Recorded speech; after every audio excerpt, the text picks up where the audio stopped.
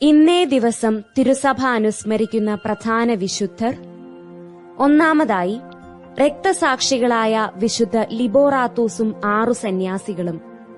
മരിച്ച വർഷം 483.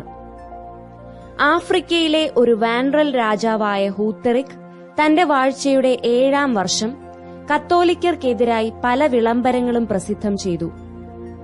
പല ആശ്രമങ്ങളും അദ്ദേഹം നശിപ്പിച്ചു.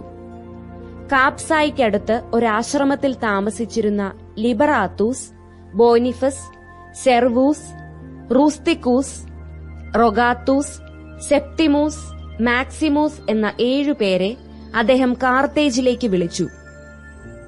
പരിശുദ്ധ ത്രിത്വത്തിന്റെ നാമത്തിലുള്ള ജ്ഞാനസ്നാനം നിഷേധിക്കാൻ വിമുഖരായ ഈ സന്യാസികളെ ബന്ധിച്ച് ഇരുണ്ട ഒരു കാരാഗ്രഹത്തിൽ അടച്ചു. വിശ്വാസികൾ കാവൽക്കാർക്ക് കൈക്കൂലി കൊടുത്ത് ആ സന്യാസികളെ കണ്ട് അവരിൽ നിന്ന് ആശ്വാസം നേടിക്കൊണ്ടിരുന്നു. രാജാവ് ഇതറിഞ്ഞപ്പോൾ അവരുടെ ബന്ധനം ശക്തിപ്പെടുത്തി. അശ്രുതപൂർവമായ മർദ്ദനങ്ങൾ ഏൽപ്പിക്കാൻ ആജ്ഞാപിക്കുകയും ചെയ്തു.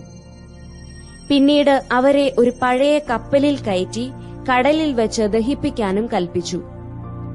കാരാഗ്രഹവാസികൾ എല്ലാവരെയും, പ്രത്യേകിച്ച് ചെറുപ്പക്കാരനായ മാക്സിമോസിനെയും ആര്യൻ പാഷണ്ഡതയിലേക്ക് ആകർഷിക്കാൻ നോക്കി.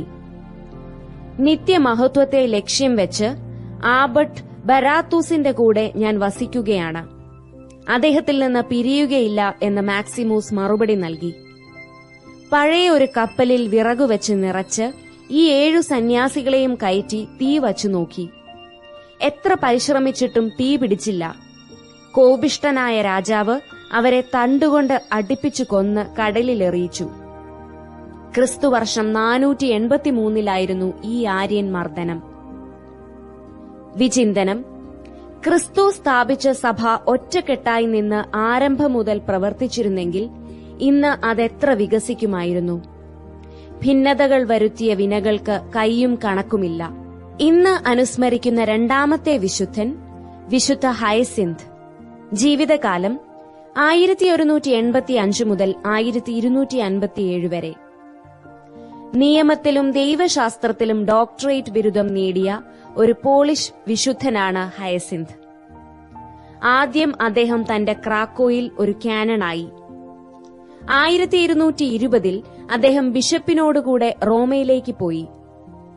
അവിടെ വെച്ച് വിശുദ്ധ ഡൊമിനിക്കിനെ കണ്ടുമുട്ടുകയും ഡൊമിനിക്കൻ സഭയിൽ ചേരുകയും ചെയ്തു. ഡൊമിനിക് അദ്ദേഹത്തിന്റെ കീഴിൽ ഒരു ഗണം മിഷണറിമാരെ പോളണ്ടിലേക്ക് അയച്ചു. വമ്പിച്ച വിജയമായിരുന്നു അദ്ദേഹത്തിന്റെ സുവിശേഷ ജോലി.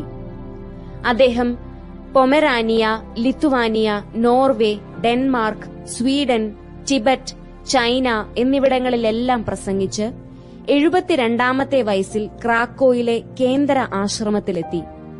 അവിടെ വെച്ച് അദ്ദേഹം നിര്യാതനായി. വിചിന്തനം: വിശുദ്ധ ഫ്രാൻസിസ് സെയിൽസിന്റെ വാക്കുകൾ: നിത്യത്വത്തിന് ഉതകാത്തതെല്ലാം വ്യർത്ഥമാണ്.